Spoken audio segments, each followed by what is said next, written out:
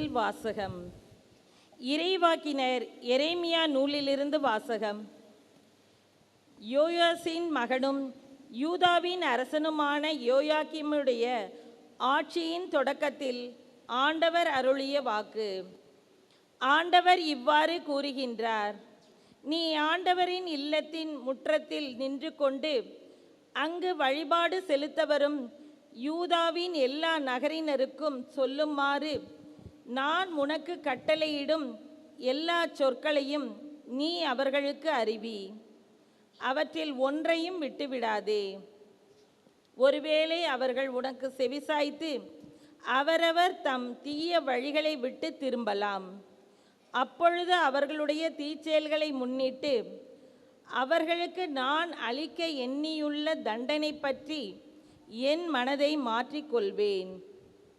நீ அவர்களிடம் சொல்ல வேண்டியது: ஆண்டவர் கூறுவது இதுவே, நீங்கள் எனக்கு செவிகொடாமலும் உங்களுக்கு கொடுத்திருக்கும் என் சட்டத்தின்படி நடவாமலும் நீங்கள் செவிசாய்க்காத பொழுதும் நான் மீண்டும் மீண்டும் உங்களிடம் அனுப்பி வைக்கும் என் ஊழியர்களான இறைவாக்கினர்களுடைய சொற்களை கேளாமலும் இருப்பீர்களாயில் இக்கோவிலை சீலோவை போல் ஆக்குவேன். இந்நகரை உலகில் எல்லா மக்களினத்தார் நடுவிலும் சாபக்குறியாக மாற்றுவேன். ஆண்டவர் இல்லத்தில் எரேமியா உரைத்த இச்சொற்களை குருக்களும் இறைவாக்கினரும் மக்கள் அனைவரும் கேட்டனர். மக்கள் அனைவருக்கு சொல்லும்படி ஆண்டவர் கட்டளையிட்டிருந்த எல்லாவற்றையும் எரேமியா கூறி முடித்த பொழுது குருக்களும் இறைவாக்கினரும் மக்கள் அனைவரும் அவரை பிடித்து, நீ கண்டிப்பாய் சாக வேண்டும் என்று கூச்சலிட்டனர்.